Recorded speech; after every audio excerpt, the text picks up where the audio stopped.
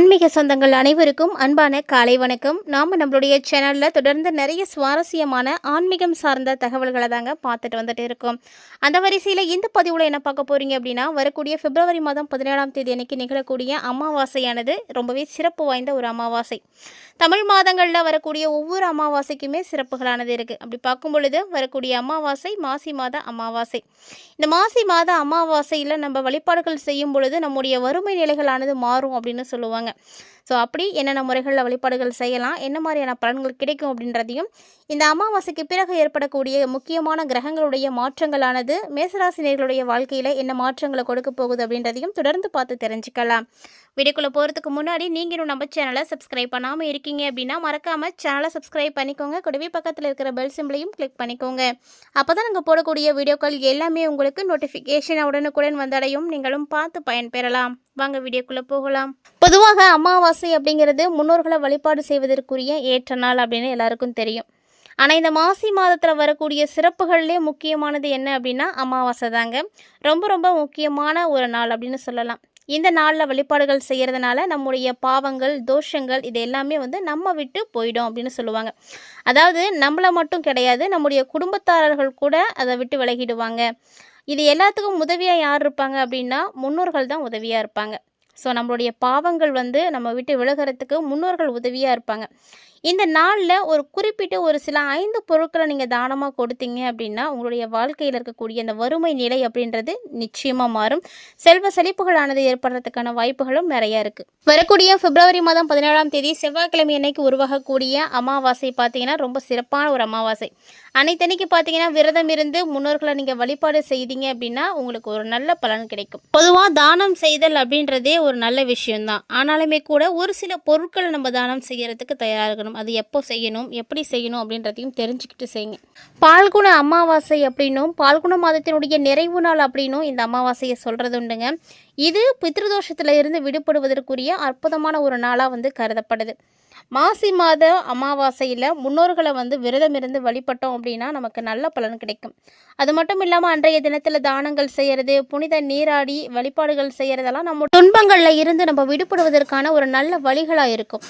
மேலும் பார்த்தீங்கன்னா இந்த நாளில் கங்கை, யமுனை, சரஸ்வதி இது போன்ற புனித நதிகளில் நீராடுறதுனால நாம் மட்டும் கிடையாதுங்க, நம்முடைய முன்னோர்களுமே அந்த பாவங்களில் இருந்து விடுபடுவாங்க அப்படின்னு சொல்லுவாங்க.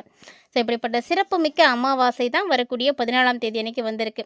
இந்த அமாவாசையில் நம்ம ஒரு சில விஷயங்களை செய்யணும், செய்யக்கூடாது அப்படின்னு முன்னோர்கள் எல்லாம் வழிவகுத்து வச்சுருக்காங்க. ஆனாலுமே தானங்கள் செய்யணும் அப்படின்றது எல்லாருக்கும் தெரியும். என்ன தானங்கள் செய்யணும் அப்படின்னு தெரியாது.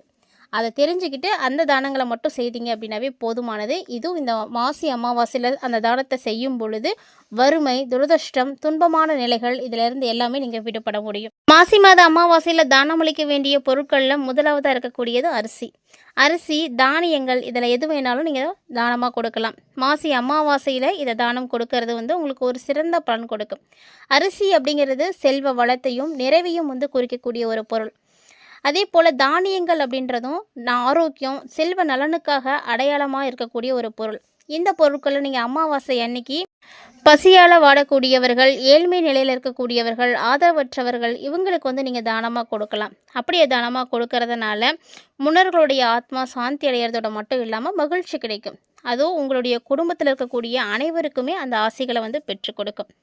2வது தானம் செய்யக்கூடிய பொருள் என்னென்னு பார்த்தீங்கன்னா எள்ளு. எள்ளு அப்படிங்கிறது முன்னோர்களுக்குரிய முக்கியமான ஒரு பொருள் தான். ரொம்ப ரொம்ப முக்கியமான ஒரு பொருள். இந்து சமயத்தில் பார்க்கக்கூடிய பொருள்.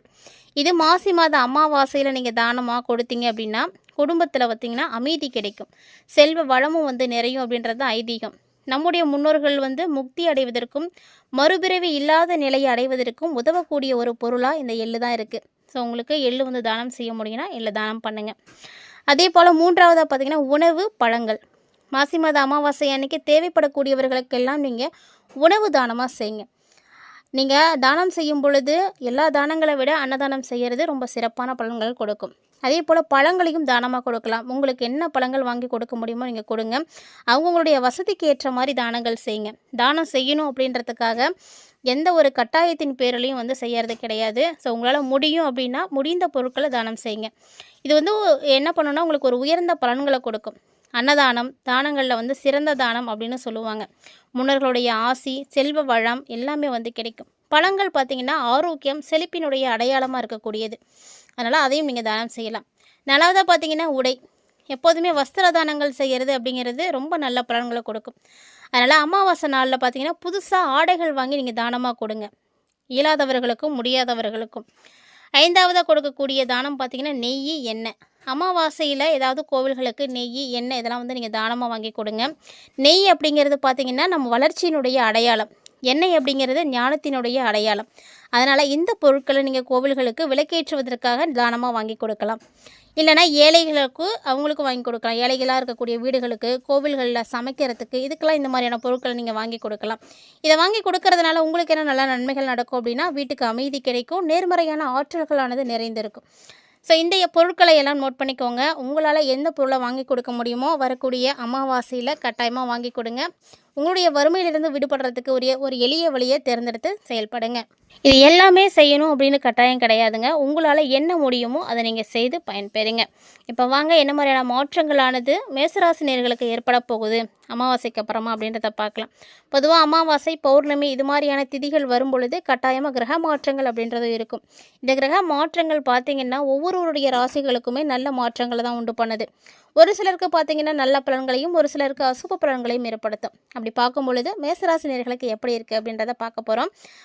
ஆல்ரெடி பார்த்திங்கன்னா மேசராசிக்காரங்களுக்கு ஏழரை சனியானது நடந்துகிட்டு இருக்குது. இந்த ஏழரை சனியினுடைய தாக்கம் உங்களுக்கு எந்த அளவுக்கு வந்து பாதிப்புகளை கொடுக்க போகுது, மற்ற கிரகநிலைகள் எப்படி செயல்படுது, ஏன்னா ஒரு கிரகத்தை மட்டும் வச்சு எதையும் தீர்மானிக்க முடியாது. சனி பகவான் உங்களுக்கு கெடுதல்கள் கொடுத்தாலுமே கூட மற்ற கிரகங்கள் உங்களுக்கு ஆதரவாக இருக்கக்கூடிய பட்சத்தில் பெருசாக உங்களுக்கு எதுவுமே வந்து தெரியாது. பிறந்திருக்கக்கூடிய பிப்ரவரி மாதமே ஒரு சிறப்புமிக்க மாதம் தான். இது அமையறதுக்கு முக்கியமான காரணம் என்னென்னா 5 கிரகங்களுடைய பயிற்சிகள். இந்த மாதத்தில் சூரிய கிரகணமும் ஏற்படுது. அதாவது சூரிய கிரகணம் கும்பராசியில் தான் ஏற்பட போகுது. 5 கிரகங்களுடைய சேர்க்கையும் வேறு இருக்குது. ஸோ இதனால் 12 ராசிகளுக்குமே நல்ல மாற்றங்களானது கட்டாயமாக வந்து கிடைக்கும் அப்படின்னே சொல்லலாம். பிப்ரவரி மாதத்தில் நடக்கக்கூடிய கிரக பயிற்சிகள் அப்படின்னு பார்த்திங்கன்னா, அமாவாசைக்கு அப்புறமா உங்களுக்கு நடக்கக்கூடிய பயிற்சினா செவ்வாய் கிரகம் கும்பராசிக்கு போகிறாரு பிப்ரவரி 23ஆம் தேதி அன்னைக்கு. அவரை தொடர்ந்து பிப்ரவரி 26ஆம் தேதி அன்னைக்கு புதன் பகவான் கும்பராசியில் வக்ர பயிற்சியை வந்து ஏற்படுத்துகிறாரு. இது மட்டும் இல்லாமல் கும்பராசியில் பார்த்திங்கன்னா புதன், சுக்கிரன், சூரியன், செவ்வாய், சந்திரன் அப்படின்னு 5 கிரகங்களுடைய சேர்க்கைகளானது ஏற்பட்டே இருக்குது. இந்த 5 கிரகங்களுடைய சேர்க்கைகளுடைய பலன் பார்த்திங்கன்னா 12 ராசிகளுக்குமே வந்து இருக்கும். ஆனால் மேசராசி நேயர்களுக்கு மிகப்பெரிய அளவில் மாற்றங்களை உண்டு பண்ணி கொடுக்க போகுது அப்படின்னே சொல்லணும். இந்த மாதம் எப்படி இருக்குன்னா, உங்களுடைய குடும்பத்தாரோட நீங்கள் எங்கேயாவது பயணங்கள் போகிறதுக்கான வாய்ப்புகள் இருக்கும். ஸோ அவங்களோட நீங்கள் நிறைய பொழுதுகளை வந்து அனுபவிப்பீங்க. கண்டிப்பாக வந்து குடும்பத்தாரோட நீங்கள் நேரத்தை வந்து செலவிடுறதுக்கான வாய்ப்புகள் நிறையவே கிடைக்கும். உங்களுடைய குடும்பத்தாரோட நீங்கள் தரமான நேரத்தை செலவிடுவீங்க. ஸோ அது உங்களுக்கு நல்ல சந்தோஷத்தை கொடுக்கும். மேலும் இந்த காலகட்டங்களில் பார்த்திங்கன்னா மதத்தின் மீது உங்களுக்கு ஆர்வம் அதிகரிக்கும். அது எங்கேயாவது கோவிலுக்கு போகணும், ஏதாவது கோவில் சார்ந்த விஷயங்களுக்கு செய்கிறதுக்கு உங்களுக்கு ஆர்வம் கிடைக்கும். மேலும் பார்த்திங்கன்னா உங்களுடைய வீட்டுக்கு மகிழ்ச்சி அப்படிங்கிறதும் ரொம்ப நல்லாவே இருக்கும். மேலும் இந்த காலகட்டங்களில் ஏதாவது ஒரு விஷயங்களை பற்றி நீங்கள் யோசித்து மன சோர்வடைகிறதுக்கான வாய்ப்புகள் இருக்குது. அப்படி ஒரு வேளை ஏதாவது ஒரு விஷயங்கள் நீங்கள் நினைத்து பார்த்துட்டே இருக்கீங்க அப்படின்னா அதனால் உங்களுக்கு மன அழுத்தமானது அதிகரிக்கும். ஸோ குடும்பம் சார்ந்த விஷயங்களை பொறுத்த வரைக்கும் கவலைகள் உங்களுக்கு ஏற்படலாம். இதனால் உங்களுடைய உடல்நலமும் பார்த்திங்கன்னா பிரச்சனைகளில் போய் மாட்டிக்கும். ஸோ உடல்நலத்தில் பிரச்சனைகளில் இல்லாமல் இருக்கிறதுக்கு கவனம் செலுத்துங்க. கல்வி பயிலக்கூடிய மாணவிகளாக இருக்கீங்க அப்படின்னா உங்களுக்கு இந்த பிப்ரவரி பார்த்திங்கன்னா ரொம்ப நல்லாவே இருக்குது. அது அமாவாசைக்கு அப்புறமா ஒரு சாதாரண மாற்றங்களை நீங்கள் கண்டிப்பாக பார்க்கலாம். மேலும் இந்த காலகட்டங்களில் நிறைய மாற்றங்கள் உங்களுக்கு தொடர்ந்து வந்து ஏற்பட போகுது. சனி பகவானுடைய ஆதிக்கமும் இருக்கிறதுனால கவனமாக தான் இருக்கணும். ஏன்னா ஏழரை சனி அப்படிங்கும் பொழுது நிறைய பிரச்சனைகளை கொடுப்போம். அதுவும் குறிப்பாக ஆரோக்கிய ரீதியான பிரச்சனைகள் அப்படிங்கிறது நிறையவே இருக்கும். இந்த ஆரோக்கியம் ரீதியான பிரச்சனைகளை வந்து தகர்த்தெறியறதுக்கு உங்களை நீங்கள் தான் நல்லபடியாக பார்த்துக்கணும். ஸோ இந்த காலகட்டங்களில் பார்த்தீங்கன்னா உங்கள் ராசிக்கு தொழில் ஸ்தானத்தில் ராசிநாதன் அமர்ந்து இருக்கிறாரு. அது மட்டும் இல்லாமல் உங்களுடைய ராசியை வந்து பார்வையிடுறாரு. இப்போ பார்த்தீங்கன்னா உங்களுடைய மன வலிமை அதிகமாக இருக்கும். செழிப்பான வாழ்க்கை அமையறதுக்கான சூழ்நிலைகள் இருக்கும். அதற்கான அறிகுறிகள் எல்லாம் நீங்கள் பார்ப்பீங்க.